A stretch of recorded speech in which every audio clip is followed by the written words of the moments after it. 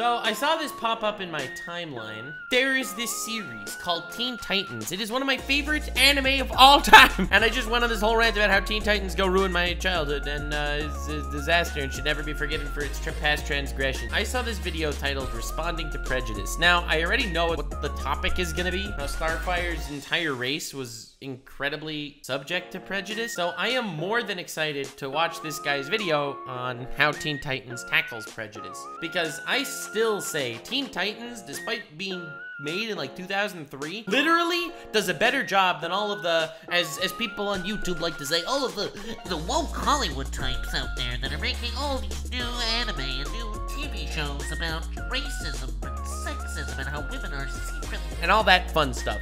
So today, we are gonna be diving right into how Teen Titans did it, in my opinion, incredibly well. You believe it? Somebody called Starfire a mean name and made her sad. This is terrible! Hey, hello, how do you do? Shady Durex here. When it comes to Starfire, there are two specific episodes that you intellectuals have been requesting for me to take a look at. Ooh. The first is the one where she goes through Tamaranian puberty, and No, that's not the one. That's not the one, it's the Troc one. the second is the one where she's racially discriminated against. That's the one, ladies and gentlemen. So I could choose a lighthearted, comedy-focused episode where I have very little chance of offending anyone since there's no controversial topic. Dude, offending people is so much fun. I used to think about how offending people was cruel, and then I realized how some people that get offended, it's their own fault. So technically, we're doing the world a favor. Get it? Or the episode starts with an alien dogfight that makes its way to Earth. You dirty low-grits are gonna have to do better than that if you want to stop me. Is that Valior? Captain Atom is back from his space mission. Wait, he's super ripped. Either that's not Captain Atom or Ed McGuinness got his hands on him again. The dogfight makes its way to the front of Titan's tower, catching the attention of our heroes. The Titans, of course, jump into action to help. That is so nice of him. Whoever he is, the guy's a good pilot. I said the Titans, of course, jump into action to help. The Titans are just kind of vibing. They're just like, damn, he's got this. Did he just take down that ship with his bare hands? Guys, why aren't you jumping into action to help? You're the Teen Titans. Your whole shtick is that you go. Come on, man. Remind me about Teen Titans Go. I just got a Vietnam War flash. A little PTSD attack. Right there. It was, don't worry, this happens to me all the time, every time I think of Teen Titans. And you can do it. Yes, and Starfire and Raven could both be helping him right now. Is he alive? Well, he might be. No thanks to you lot. God all right, damn, obviously I'm trying to make a going point. hard. The Titans are acting very out of character right now, and it's mainly because of the theme of the episode. What's to come will hit harder if the team starts the episode in awe of the mysterious stranger, and that only works if their personalities have more sidekick oomph in them than usual. Thus, they are inclined to sit back and watch instead of what they normally do, which is act. Well, I guess they didn't need to act so much because they really saw him kicking butt. They were like, damn, this man really don't need no help. It was like, it's like Uvogin going up against the Shadow Mafia in Hunter x Hunter, and the other Phantom Troop guys are like, all right, we're just gonna play cards now. Like, he's got whatever. Thing to take notice here is that the mysterious stranger is being a very stereotypical superhero. He's beating the bad guys, saying one-liners, not very good ones I'll admit, and even makes an effort to steer the destruction away from civilian casualties. Honestly, it feels way too good to be true. When I originally saw this as a kid, I thought this dude was gonna pull a Blackfire and actually be a villain. I thought so too, honestly. Like, whenever you have, see, maybe I'm a jaded person. The reason why I don't like Superman is because he's too good. Literally, because he's way too good. I don't like characters that are just incredibly good. Now, that said, I do love when characters are incredibly evil. So I also, when I saw this dude just being like basically buff Superman, I was like, ah, shiz, this man, he's gonna be evil. And he kind of wasn't. The episode does have a twist, but not exactly that. After the fight, the Titans go to introduce themselves. That was some amazing flying. Thanks, Valior of Vernathia. DC apparently God damn, look at that chin. taking inspiration from Captain Marvel again. Actually, Shady, DC's Captain Marvel was originally created by Wiz Comics, not DC, and he debuted way before Captain Marvel. But why is he representing me by this leaf thing? Regardless, Valior is awkward, so I'm just gonna call him Val. You do that every day? No, most days I fight more than just two of them. Damn. So today's a slow day for you? Riz W. Look at this man risen all over the place. Don't explain the joke, Raven. This show is known for emulating anime tropes, and one that gets used a lot in this episode is the team This simping. suddenly going chibi, trying to showcase how childish the Titans become around Val. You know, or the simping. Eventually, Starfire gets noticed by the alien hero, though he doesn't pay her much attention. So, who were those guys? They weren't guys at all. Girl. They were women. This man out here, advocate of true gender equality. All right, never mind. Girls? The Locrics are vicious fighting machines. Ah, so girl bosses. Oh wait, you meant literal machines. Val informs the Titans that the two ships he fought were scouts of the Locrics army, whose goal is to take over the galaxy and destroy all organic life. Wait a minute. Corporate needs you to find the differences between this picture and this picture. Uh-oh. They're the same picture. Actually, Shady, the hybrid aren't machines. They're just higher forms of life that don't evolve. All right, okay. You're not gonna let me tell all any right. jokes today, are you? Val announces he plans to destroy the Locrics for good by going to their home planet Sentient and plugging in a device that will shut them down. Makes The sense, Titans makes volunteer sense. their services, It's dangerous. and just like that, Val has 5 new sidekicks. On their way to Sentient, Val continues to dazzle the Titans. Crixie's to the left of me, Crixie's to the right. God, look at this man. Look at the boobs on this fella. Things weren't looking good for Val Yor. You do? Jeez, I just got Teen Titans Go flashbacks. Wait, Go came after this, so would that technically be a premonition? Dude, Bro, they're just simps. They're teenagers. And this dude out here, what an absolute giga chad. those Crixies didn't know what was coming.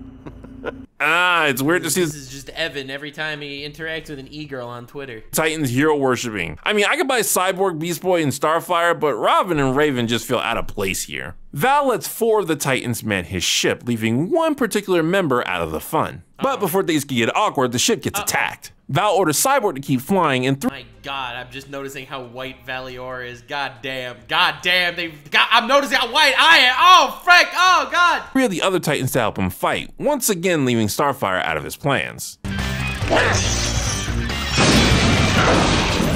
Nice shot. Thanks.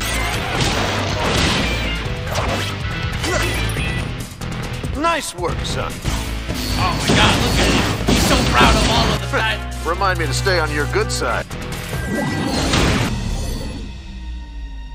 Watch it! Are you trying to blow up the ship?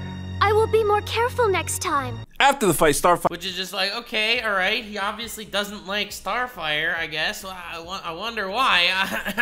I love how subtle it is. I love how not obvious it is. If this would be in freaking Velma, I know that Velma's always what I turn to, but that's because of my PTSD. My therapist knows more about Velma than anyone that I've ever met. But, like, can you imagine if this was in Velma? He would announce it. The first second you see this guy, the first thing he would say was, God, I hate Tamaranians. attempts to apologize to Val for what happened, but it's here she gets a nasty surprise. I was only trying to help. I don't need any help from a stupid troc. Which is basically the N-word equivalent of for her rate nation. Hey, you can't say that. This is a kid's show. Later in the briefing room, Val lays out the plan for the upcoming attack on Sentient. Starfire, feeling uncomfortable, keeps It's so beautifully subtle. At this point, it's obvious that there's something going on. There is some sort of racism happening. He just committed a racism. But ultimately, he's still beloved by all these people. He's still respected as, you know, this absolute Giga Chad warrior guy, despite this really disgusting side of him. I feel like that does such a much better job at displaying racist tendencies than someone who just says, God, black people. since. Robin and Cyborg, I'll want you both providing cover as I bring out the Quantum Eradicator. I'll take it here to the central power core. Now, Sunshine, I'm gonna need you to keep that energy field of yours around the ship. And Champ, you provide backup where needed. You'll notice during the briefing that Val gives Interesting. everyone nicknames, so nobody notices when he gives one to Starfire as well. You getting all this, Trocky? Yes. How crazy is that? That is so manipulative. He gives literally every... I didn't notice that the first... Like, I didn't remember this from watching the episode. This man, when he actually refers to her as the slur, he calls all of them by nickname so they don't notice that it's derogatory. This man can literally slap his dick on the table and do some full frontal racism out there without anyone picking up on it at all. Thing you have said. I'm glad we have an understanding. Get it? It's a double entendre. She heard the briefing, but also understood she was being insulted. The ship gives a warning to everyone that the planet they're approaching is surrounded by a minefield. This causes Val to finally give Starfire a task. This is a job for you, Trucky. Get out there and move those mines. Valyor, you are such a brave warrior. Are you sure you do not wish to move these devices yourself? Damn. Nice diction, Starfire. Of course I could move them, but I'm needed inside. Besides, your people can withstand the hostile conditions of space. Wow, he actually used the "your people" line. We getting all the stereotypes today. But also, it's done in such a subtle and not "I'm shoving morals down your throat" fashion. Cyborg and Robin are concerned about Starfire's safety, once again putting the emphasis that these people are friends in practice, not just in label. Let's get going. We haven't got all day, Truck. Truck? What does that mean? It means nothing. So Starfire, hoping to prove her Which is so sad, but it literally means nothing. Damn. usefulness, proceeds to move the mines with Val nagging in her ear. Nice and easy. We don't want any mistakes this time.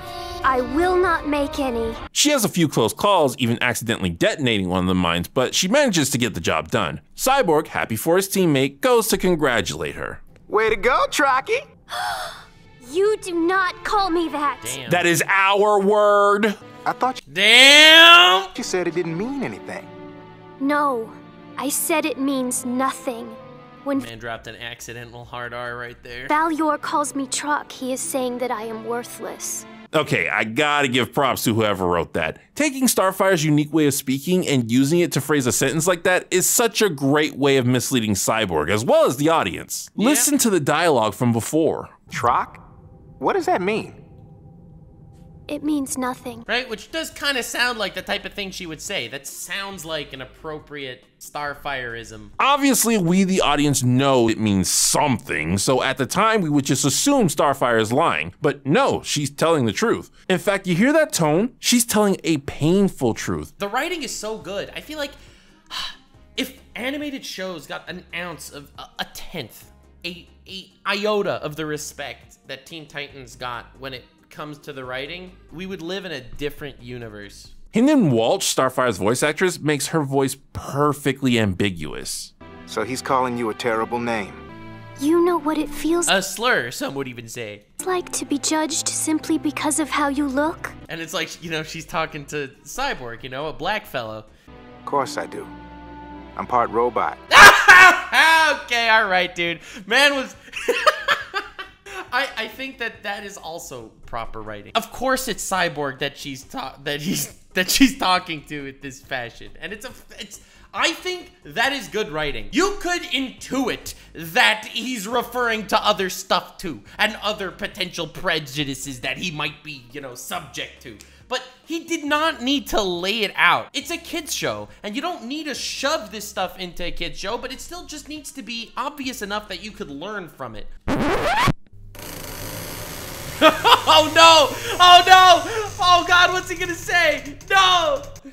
You know what you did Yeah, alright, okay. episode. Oh, Starfire Alright. Oh God, true, bro. wants to hold off on telling the others about what Val is doing, presumably so they can concentrate on the mission. But Cyborg insists Robin should know now. Both characters have good intentions, but I agree with Cyborg here. Not only is Robin the type of leader who cares about his team, especially Starfire, but the beauty is this is Starfire coming from the perspective of someone being put down and basically captured and hoarded around as slave warriors by these other races. She does feel inferior. See, that's another part of discrimination in my mind that is really powerful. Of course I agree with Cyborg, but someone like Starfire, who's really stuck in this mindset of I am truly inferior, she doesn't feel like she deserves to or has the ability to break out of that mindset. And it's so dark and sad. So I think that having the perspective of Cyborg and the perspective of Starfire, who's much deeper in that pit, I guess, damn, bro, that's something. But as the leader, he should be kept up to date of their emotional state. You remind me of myself when I was your age, Spike. Oh. Hey, that mentor affection is for Bruce Wayne and Bruce Wayne alone. Yeah, like Batman ever freaking did that to Robin. So Cyborg and Starfire come in and let Robin know what's going on. Starfire, why didn't you say something? He will apologize. Our mission is more important than my feelings. So I both do and don't appreciate. Wait, Starfire, what did you just say? Our mission is more important than my feelings. So I both do and don't appreciate the fact that Robin instantly believes his friends. Not to harp on this, but they are his friends. He has no reason to doubt their words over some guy he just met. Too often, shows like to suddenly forget that characters trust each other all for the sake of the plot. But I thought that was just so well done. Especially when some new guy comes into play. I'm looking at you, King of the Hill.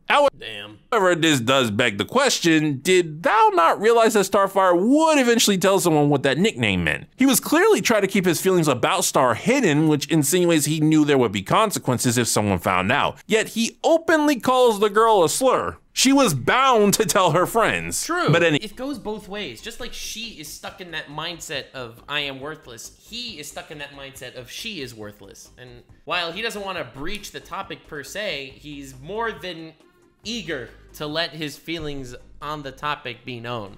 It's the dog whistle effect. Wait, I need to talk about that line Starfire just said. Our mission is more important than my feelings. From that one line alone, I just gained so much respect for Starfire. So I mean, it's not even a particularly extraordinary line, but when was the last time you heard a character say anything was more important than their feelings? So true! Oh my god, this man is spitting facts! When is the last time you watched a show? A modern TV show or modern movie where someone said that stuff? You guys know. You absolutely know. If this episode was made today, this is how it would play out. I was only trying to help.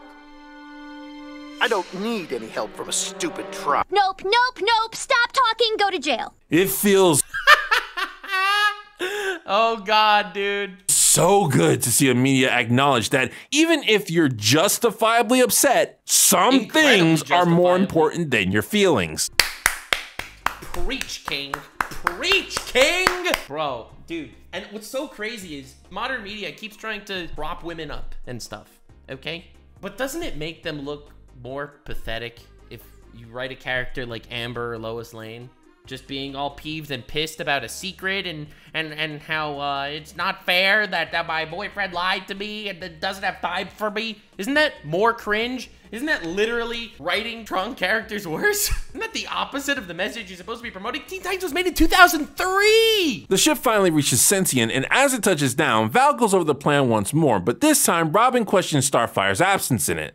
What about Starfire? Damn. Guard the ship truck. No, I am going with you. I gave you an order. I do not take orders from you. Let's Besides, go. my people can withstand hostile conditions. Yo! Burned!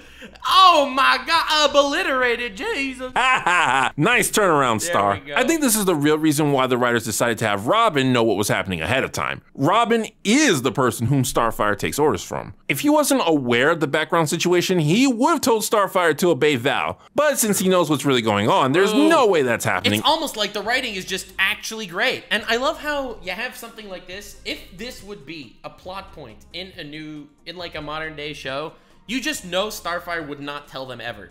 Like, would not tell them until literally the explosion point. Because for some reason, in modern TV, no one tells anyone anything. Ever. Everyone thinks of something and just won't say it. It's like, Starfire, what's wrong? Nothing's wrong. And she would keep saying that until it bubbles over. And it's like, oh my god, Valior, you were a horrible person all along. Because somehow, if they should have known about it before, they shouldn't have actually helped Valior later, because he's obviously a bad guy, even though he's doing a good thing. Communication and priorities are two things that this episode did so well.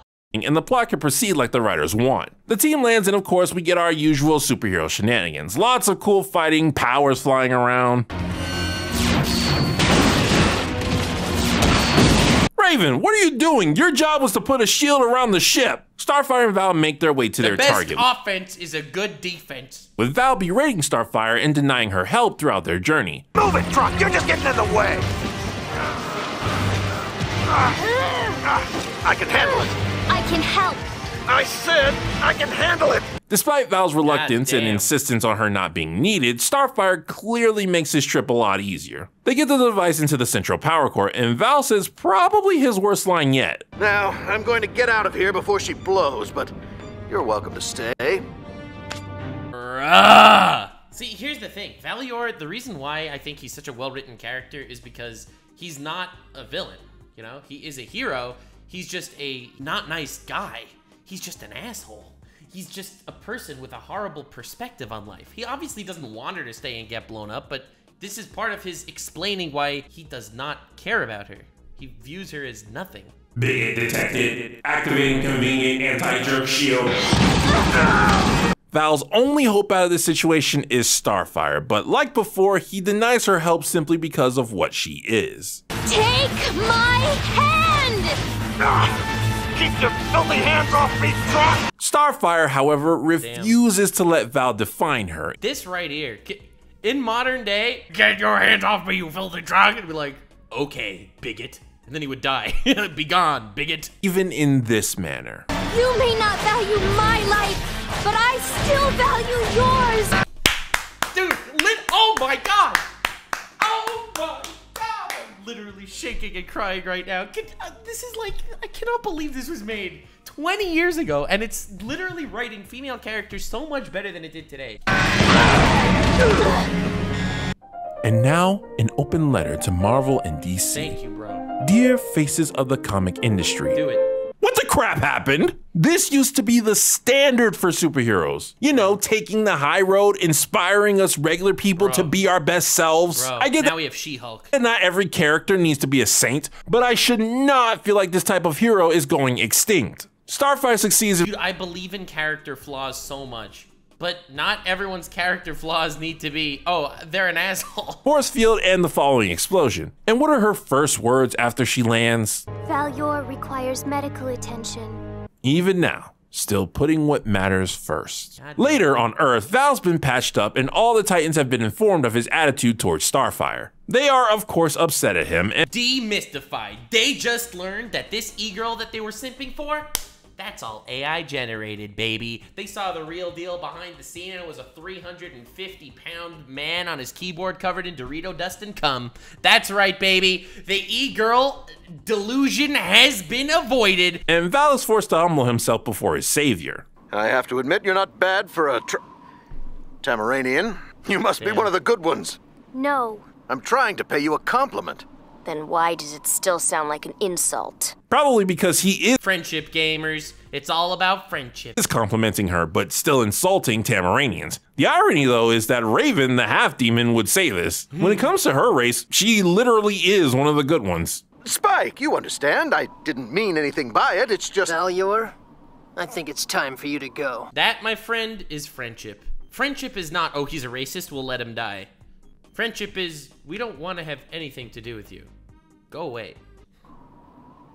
Oof. Okay, so here's where I have an opinion that might upset some people. I don't like how the Titans treat Val at the end here. Don't get me wrong, I'm in no way defending Val. His actions throughout the episode and his comments, even here at the end, are absolutely wrong. But the Titans aren't exactly making things better. This episode started with Val refusing to acknowledge Starfire as an asset because of what she is. Starfire proved herself otherwise and forced Val to admit she has value. Through her actions, she opened a door in Val's mind that was previously closed, that she was not worthless. But changing a person's worldview is often not an easy thing to do. So while Val has to admit Starfire has quality to her, he believes it's because she overcame her racial tendencies that made her mediocre to begin with. Personally, I think there is a way the Titans could have worded their disapproval to acknowledge that while Val is still not worth being friends with, he has at least made some progress. Instead, they act— You have to realize these are not a moral— the Titans aren't some moral authority that they need to acknowledge that he made progress. You know what they need to do? They need to acknowledge that their friend was hurt by this. Like, I get what you're saying, that yes, progress definitely was made, sort of, somewhat, not enough, but I suppose something. But ultimately, they are humans. They are emotionally impacted by this. This is their friend that was being put down for the last however many weeks. They don't want to deal with him. They don't need to give him a pat on the back that's saying, well, at least you improved a little. like his efforts to change are fruitless and that he is a lost cause. This results He's not a lost cause, they just don't want anything to do with him because he hurt their friend. In Val digging deeper into his prejudice and simply lumping the humans with Tamaranians. You don't get rid of ideas by outcasting them. They just go to a different place. Now, I'm not saying the Titans did anything wrong. It's not their responsibility on how Val views the world. True. I'm just saying they missed an opportunity to do something right and take the high road like Starfire has been doing throughout the episode. Like, what should they have done, though? I don't know. They didn't want to deal with him. He's been hurting their friend this entire time. Even the thank you was still, you know, laced with racism. I don't know. What should they have said? Listen, man, you've made progress. We appreciate your progress. If you'd like your dick sucked, sir, my mouth is available. We end with a monologue from Starfire herself. There will always be people who say mean words because you are different. But there are many more people who do not judge others based on how they look. Those are the people whose words truly matter. Oh my God! Oh my God! Standing ovation, ladies and gentlemen. Dude, the words ultimately of the people that hate you are not as important as the words of the people that love you. It's so gorgeous. Bro. Literal crying, bro. Tears. This is beautiful. This is art. This right there is fantastic. Teen Titans was a masterpiece. I cannot believe it got canceled, replaced with garbage, and every modern superhero show just is completely derivative trash, trying to teach stupid lessons in even stupider ways, where every victim is forced to take some sort of wild high road, where every lesson learned is just spelled out in such obvious meandering garbage that could be said in a tweet. Remember when saying something like that wasn't controversial? Can we play this on a loudspeaker for all of Western civilization, please? And that was the episode. It's so much better than I remember, though admittedly it's not perfect. The Titans act way more childishly than they should to make the theme better, and there was that missed opportunity at the end, but I think I might just have a new favorite Starfire episode. Now, I'm a black man on the internet, which means people love to hear me talk about Prejudice, so let's go ahead and get the elephant out of the room. Does this episode handle the subject matter of rockism well? Well, technically it's speciesism, but for what it is, yes. Emphasis on because it doesn't have to be a one-to-one. Dude, Cyborg saying, of course I understand what you're going through. I'm half robot. Like, oh my God. On for what it is. Val expressly treats Starfire as an inferior. God, Val, you are so white. God damn. Based on what she is rather than who she is. He calls her a slur specifically because he wants her to feel inferior. And he himself is a hero, not a villain. Which I love so much. You can have people that do good things that are assholes. And that is so important. When's the last time you saw, like, you know, a objectively good guy? Like, you know, a guy that does good things, that saves the world, that's racist. Because you can have these horrible people, you know, on the inside. And those people can do good things. Endeavor. That's why Endeavor is straight up one of my 3 favorite characters in My Hero Academia. All of these elements are important as they help make clear what wrong deed is happening here. That being said, I'm going to be nicer to a Teen Titans episode about Prejudice more than I would other shows. If this was an episode of, say, BoJack Horseman or Avatar: The Last Airbender, then I would have different expectations. Really? Those shows pride themselves on perspective, having a conversation, and explaining why something is bad rather than just saying that it is. With them, I would be asking questions like, what is Val's history, if any, with Tamaranians? Has he ever met one, or is his opinion just hearsay? Is there any reason other than rumor that he would hate them? In a more complex show, answers to these questions are needed to fully explore this topic. That being said, Teen Titans isn't a more complex show. All I need to understand in this context is that what Val did was wrong. Of course, with simpler shows, that means if I disagree with the episode's message, it isn't really going to change my mind. Don't worry, I agree with this episode's message. Woo! The main